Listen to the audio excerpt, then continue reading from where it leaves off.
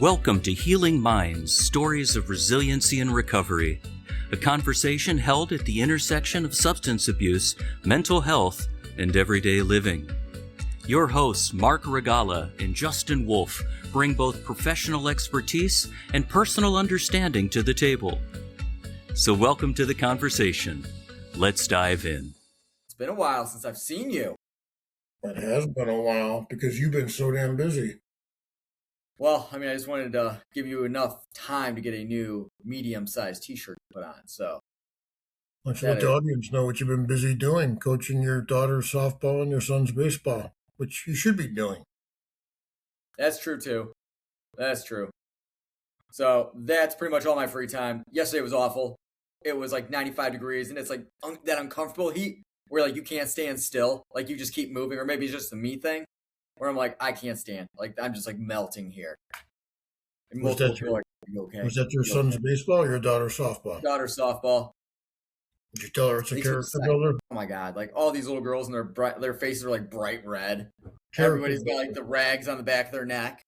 I'm just like, all right, where's the bucket of orange slices? Here we go. Let's really dive into this full throttle. But yeah, it's a character builder. How old is she? 7 years old, 8 years old? No, man, she is 11. 11 years old. Even more of a character builder. Here's the character builder, right? Their softball team won one game in the season. And where did we find ourselves yesterday? In the championship. Make it make sense, right? There you go. Getting hot at the right time. Absolutely. Yeah. That's coaching right there. The progress made through the season, that's coaching. Coaching or just getting out of their way. Like, however you want to see it, right?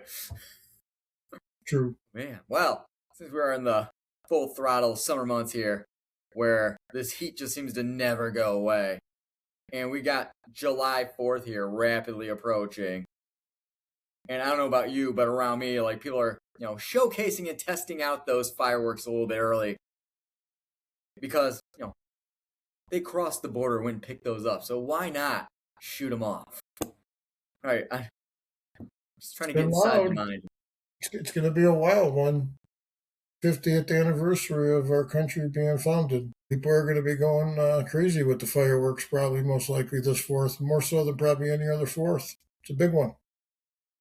All you got to do is give somebody a reason, right? Just give me a reason. True. And I think that's kind of a challenge, right? Because like we look at it like that, and it's like, oh, this is really festive. This is a good time.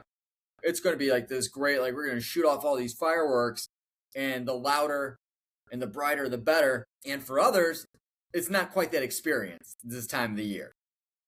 Like this is an incredibly difficult and overwhelming holiday, not just because of the sound, right? The startle response of these loud bangs, like associated with, maybe past military service or growing up in violent areas where, gunfire is not uncommon.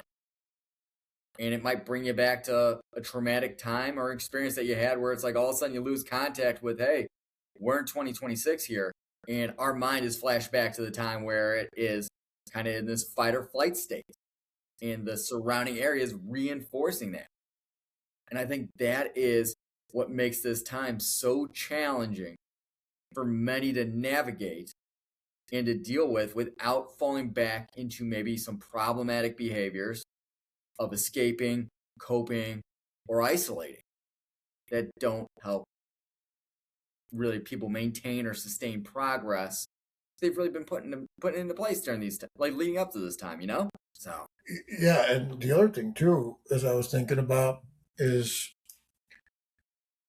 some of my fondest memories of the summers when I was a kid, basically, was this time of the year, 4th of July. And, with your grandma and your grandpa and some extended relatives, that was like the one staple of the summertime. Everybody kind of got together and celebrated, pool parties and barbecues and so forth.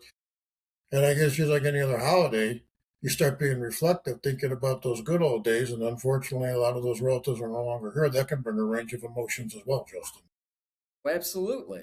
Like the nostalgia, the grief, like the loneliness, the memories of like what was and how like right now looking at where things are, like that can't happen again. Absolutely. Yeah. So it's definitely something. It's a great topic.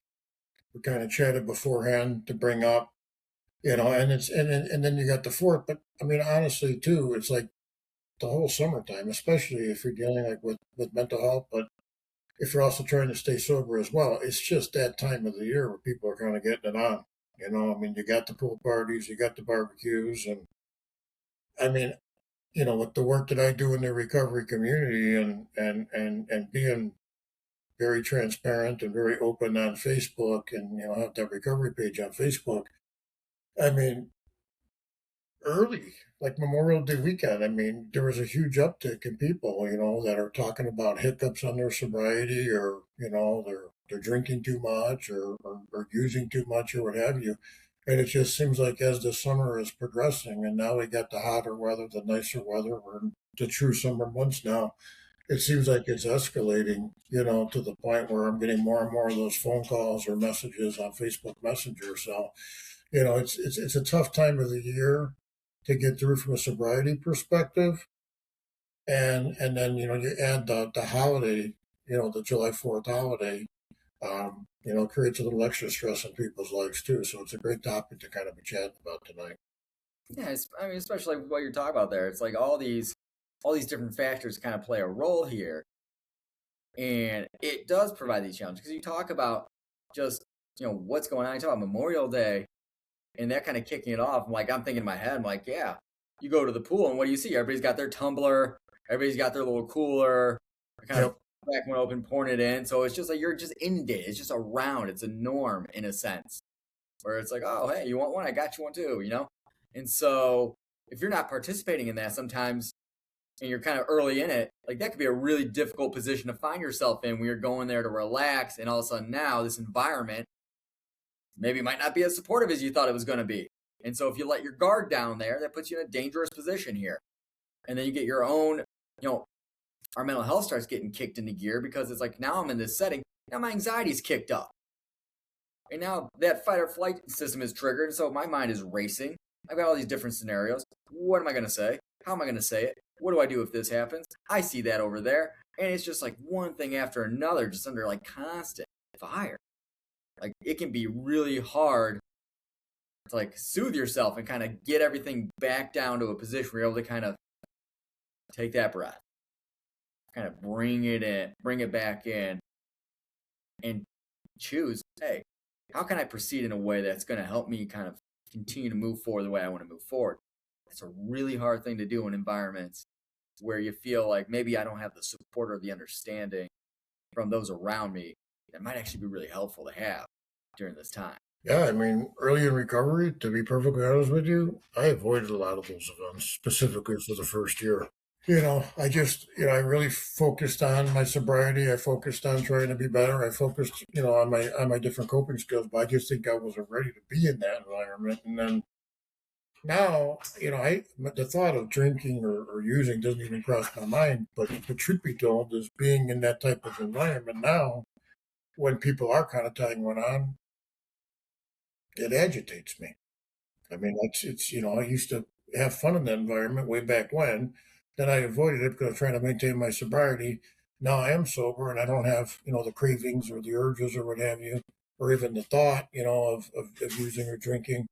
But, when you're around people that are kind of getting sloppy, I find it very agitating and honestly kind of disturbing. And truthfully, a little anxious in those environments as well. So I even almost 6 years into sobriety, I'm really cognizant of picking and choosing the type of environments I'm going to allow myself into.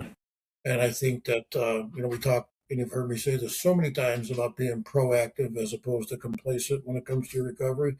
But I think that's being proactive, it's being very selective in the environments that you're going to allow yourself to participate in. Honestly, I don't think that ever goes away. I think that's something that you're going to have to probably be cognizant of, for, in my instance, the duration of my life, because my goal is to stay sober the rest of my life. Not a bad thing. Like you're not going to stop looking out for yourself. You know what I mean? Yeah. Got to put yourself first. Got to put your health first. You got to make yourself a priority. And, if it's not going to support what your goal is long term, then it's okay to say no to not participate in those things. Yeah. No, and I think what you're talking about, man, like that's a really hard thing to do. Because I remember kind of like being in positions where, especially like, after like my traumatic brain injury and just feeling like everything like kind of went into that, like socially just feeling super uncomfortable, like in my own skin because like, just neurologically what's going on and what had happened and the embarrassment, and shame and this guilt and just like this inner critic that's like super critical comparing me to everybody else because Yeah. That's always helpful. Like I would just kind of be like, you know what, I don't want to kind of face this. I don't want to deal with this. And so I choose not to go in those environments, just kind of what you're talking about here. And I remember that was kind of like all of a sudden now my world felt like it was just like even tighter around me. And I think sometimes that could be the flip side of it where it's like, okay, I stayed away from this situation that I identified wasn't maybe in my best interest to attend. And I can look back and I can be like, not my best interest, or was that just like my anxiety talking? Because sometimes, like in these really uncomfortable positions that we might find ourselves in, especially early on, it's like that anxiety piece kicks in. And it gets really loud, and all of a sudden, it's like this might feel like it's out of my control. And what do we do as people, man? If something feels like it's out of our control, we're going to want to try and control that because we're taught early on. You know what I mean? Like you don't like something, or like you don't like the way something's going. Well, you better change it or change what you're doing. And Yeah. so we get this idea of now all of a sudden, like I was controlling these situations. And I think it just kind of, talking about like, the summer, the challenges, it kind of comes back where now I'm isolated.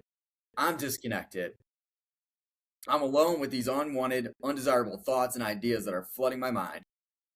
I'm missing out on these things that I actually want to have present in my life. Like I want to be around people. I want to connect with them. And instead, here I am by myself alone, and I'm just mentally like digging a ditch, just like boom. I feel low. Now I feel lower. And that can be a really difficult piece because when we talk about, recovery from whatever we're on recovery from, like that loneliness piece is overwhelming and it's encapsulated. It is. It is for sure. I'm sorry. Your dog even agrees with me, man. Even the dog agrees. Yeah. Yeah, no, when you get the dog next. Yeah. See. Sorry. Hey, don't apologize. The dog's just letting you know what it thinks, man. It's letting you know I'm right. But going back to like the loneliness thing, yeah, early on, I guess maybe it was perceived as loneliness in my early recovery. I don't really view it now. I stay pretty busy and I stay pretty structured. So I really don't feel like I'm missing out on anything, if that makes sense. Right now. No, especially now where you are. Yeah, now where you're at. Versus like, hey, if I have the idea, like everybody else is having a good time, they're enjoying it, they're having fun. And I'm just sitting here and I chose to just isolate and kind of kick back at my house. Right? And sometimes that's a really hard choice. Yeah, it is. It's all semantics too. Like, what's your definition of having a good time with too? Because if you're gonna have a good time, like they're having a good time, in my instance, that created a lot of chaos in my life, and that's when my self-talk comes into play. Yeah. Of I don't want that chaos again. I don't want to go down that rabbit hole again. And there's a reason why I am doing this, and then try to find a healthier option or maybe a meet in the middle option with your friends. So you're not necessarily missing out with friends. But again, I think that comes with growth. I can understand what you're saying. If it's your first summer sober, certainly your brain is going to wander in that direction. And I think that's where you got to rely on some support too.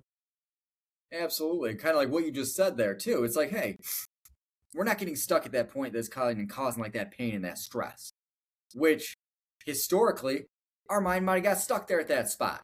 And it wouldn't have the ability because to kind of keep playing that tape all the way out and not just get stuck there. And that's what comes with time, experience, and those growth moments is kind of what you're just saying there, right? We can kind of like, I can look at it from the other angle, right? Like I can take a step back and I can see the full picture here versus just focusing on this like snapshot that like triggered this emotional reaction or this thought that I'm having right now. It's not fun, not pleasant. And actually, this is actually supporting me showing up the way I want to be showing up.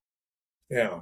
Yeah. I mean, it's funny because I actually just got asked this question about 2 weeks ago. And somebody walked right up to me and goes, "Is your life fun?" And I'm like, "Well, what do you mean is my life fun? Like, do you have any fun in your life?" And I'm like, "Well, yeah, I mean, I have fun, but I have fun in my own ways. I mean, you learn to appreciate different things in life and different activities and so forth, you know? Um, I mean, I do things, for pleasure on the weekends, but I also stay very structured. I try to give back and, help with support groups or speak at hospitals and things like that. I mean, I stay very busy, I stay very structured.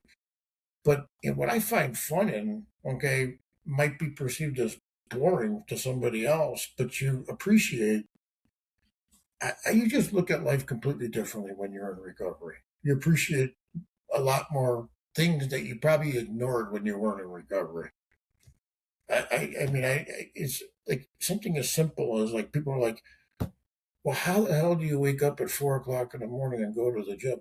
To me, this time of the year, I love it, man. I'm up before 4 o'clock in the morning, man. I mean, you see the orange in the sky already at 4:15, 4:20 in the morning on a beautiful morning, and the birds chirping, and I'm driving to the gym, and I'm getting my thoughts straight for the day, and I got a full day ahead of me, and I'm gonna get a good workout in and a good sweat in, and then come back, and sometimes I'll even go on a walk around the block after I work out because now the sun's starting to come up and the squirrels are running in the grass.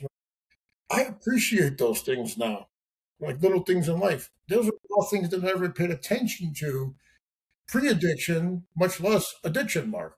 I mean, does that kind of make sense to you? Yeah, so, well, I mean, think about it. It's like you think about all these things that we just kind of miss out in life because we let our autopilot take on, and we just kind of go through the motions of it. And it's like, hey, when you're able to kind of be present, and notice things and acknowledge it for what it is, hey, you start to pick up on these things that have been present that maybe just never grabbed your attention before. And I think that is one of the most powerful parts when we talk about all this is kind of, reclaiming, what do I want my life to look like? What do I want to be investing my energy and my time into? Because recognizing that, one of our most valuable resources, if not the most, is our time. What am I investing this in? What am I getting back from it? Because we know when we spend it doing something that we find meaningful, like that resonates, that hits home. And we know the fact of what we experience when we feel like our time is being wasted, or that we feel like, hey, I'm not able to kind of put my time into the things I genuinely care about. Then there's that huge, I'm missing out. Like, I'm discontent. Like, I am not feeling good in my own body right now. And I think that is the piece where, of course, like having fun in your own way, whatever it might be, is important. Because I think that's where you kind of figure out with this time that the summer usually provides with these longer daylight hours and a break here and there in the holidays throughout. It's like, hey, what am I putting my time into? Right? What are the things that got my energy, that have my attention, that are actually in my best interest, that don't put me in maybe some of the same positions that I used to? Because, like, it's the old saying, right? Do what you've always done, you're going to get what you always got. And if I want something to look different, that means I need to change what I'm doing. Easier said than done, of course, right? Yeah, I mean, like, use the example going to a ball game, okay? A White Sox game, because as we're recording this, the White Sox are in first place. A little dig for myself. Mark that down. Been a long time. But, my idea of a good time going to a White Sox game back in the day was get there a couple hours before the game, play some beanbags, tailgate, barbecue, drink, go sit in the friggin' bleachers, not even pay attention to the game. Couldn't probably recall most of what happened during the game unless there was a home run. And most of the time I didn't even see the home run live because I wasn't paying attention to the game, right? Now, You're just out there in the bleachers yelling, Paulie, Paulie. Oh, yeah, man. That was the ball player right there, man. The Metallica playing. Intro song. But Yeah. now it's like, okay, I'm not going to go tailgate. I'm not going to, go partake in all that stuff. But you know what? I go out, I have a nice little meal in the Bridgeport area, get to the game, not going to be sitting in the bleachers where all the ruckus is occurring. I'm actually paying attention to the game. I'm actually remembering the game. I'm engaged in the game. I appreciate the sport a hell of a lot more watching it live sober than I ever did back in the day. But back in the day, it was perceived as fun because it was like a big party. So again, perspective. I do go to pool parties. I got a couple buddies, that'll have barbecues in the backyard and that. And, those are very, very respectful parties. I mean, there's actually a few people that are actually sober that I went to high school with. And, or one particular person is still trying to get sober. Somebody's very respectful. Nobody gets out of hand. But has there been some times where I thought I was going into a safe environment? Or I was told I was going into a safer environment and it's not that type of a party, if you will. And then I get there and it's a little out of control, a little overboard. Yeah, there's been a handful of times. And, did I feel uncomfortable? Yeah. And the uncomfortability was not necessarily because I wanted to drink or use or I felt like I was missing out on something. It was the debauchery that was going on all around me. But that's when you got to be smart, and that's when you got to have like an exit strategy or a cutoff and say, okay, at 9 o'clock at night or 10 o'clock at night, that's when I'm leaving. So let me let this dog out, okay? Sorry, Dog man. strongly agrees with you. That's what that vote was for, man. No, I think that's right. Like kind of having that plan, knowing, hey, how can I cope? What am I going to manage? What am I going to do if I find myself in a position that I know is not in my best interest, that puts me in danger?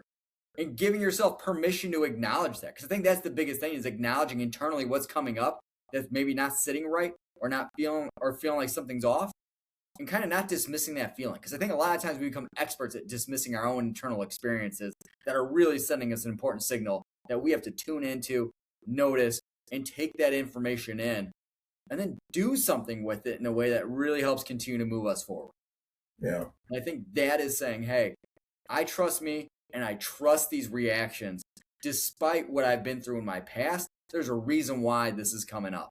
And it needs my attention, and I need to respond to it in a way that really just doesn't negate it, doesn't dismiss it. I want to acknowledge it and do something with this that helps me. And I think that's one of the most powerful things is knowing that when this comes up, because we experience these thoughts, we go into a lot of situations hoping something doesn't happen. And that's our plan is I'm just hoping this doesn't occur versus, hey, when this comes up, this is what I got to do. And this is how I'm going to do it. Yeah. So we feel, number one, you go into a situation like that, you're a heck of a lot more confident and you got a plan. And then going back to how we started off the podcast, I do want to touch base on this, about the loud noises and things like that. Like the dog? I think some of the same stuff that we just talked about from a sobriety perspective it's applicable on the mental health side too. So, I mean, if somebody struggles, if they're a vet and they struggle, with PTSD, I think you almost have to take the same look about the environment that you're potentially going into, right? I mean, if Absolutely. you know it's going to be a party and there's going to be a lot of fireworks, and it might be potentially triggering, you got to ask yourself some questions. Is this an environment I want to go into? Am I going to be able to handle it? Is it going to be triggering? Is it going to, give me some flashbacks or what have you? Just try to be as proactive as you possibly can. I mean, I'm sure you probably want to add a little bit more to that statement, but I see comparisons there, I guess is my point. I mean, it's one and the same. You know what I mean? Like we talk about, like they impact the brain.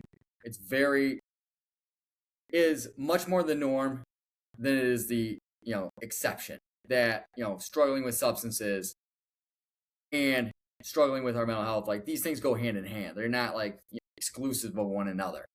And so as you're kind of talking about that, it's like, of course, like anybody who's been through a traumatic experience or felt like just overall that their safety has been in danger and they felt like they're at risk, knowing that, hey, any of these scenarios, being around crowds of people that you don't know,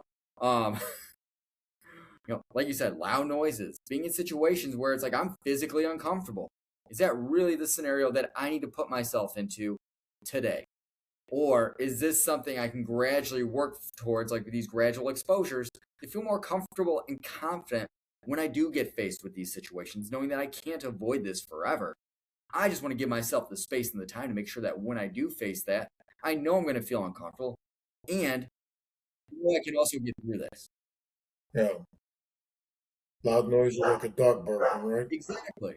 Well, think about people who've had I get this question a lot about like service animals or emotional support animals. And I think one of the other things to think about is that sometimes we might be in a room with somebody who has significant trauma caused by an animal.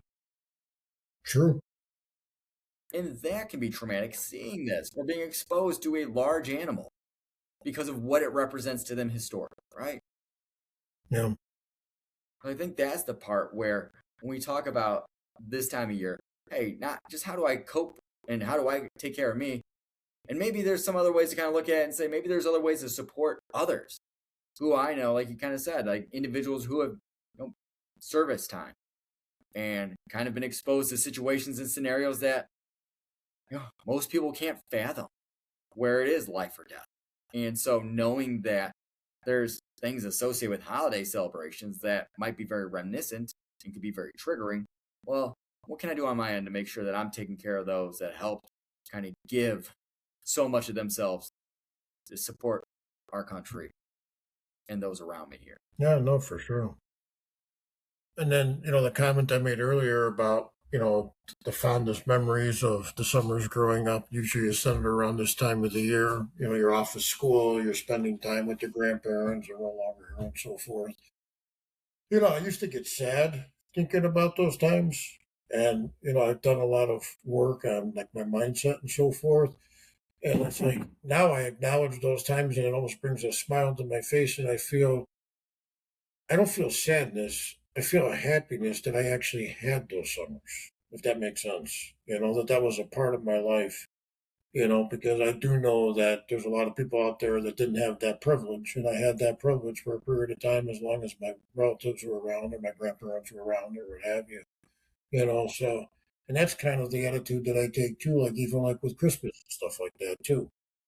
I've really tried to focus on the glass half full and the good times and how fortunate I was to have those good times as opposed to the glass half empty and oh, they're not here right now. It's helped me. It's helped me tremendously get through tougher times of the year. I mean, July 4th, yes, some fond memories, but you start talking about the holidays later in the year, typically there's more of a range of emotions there.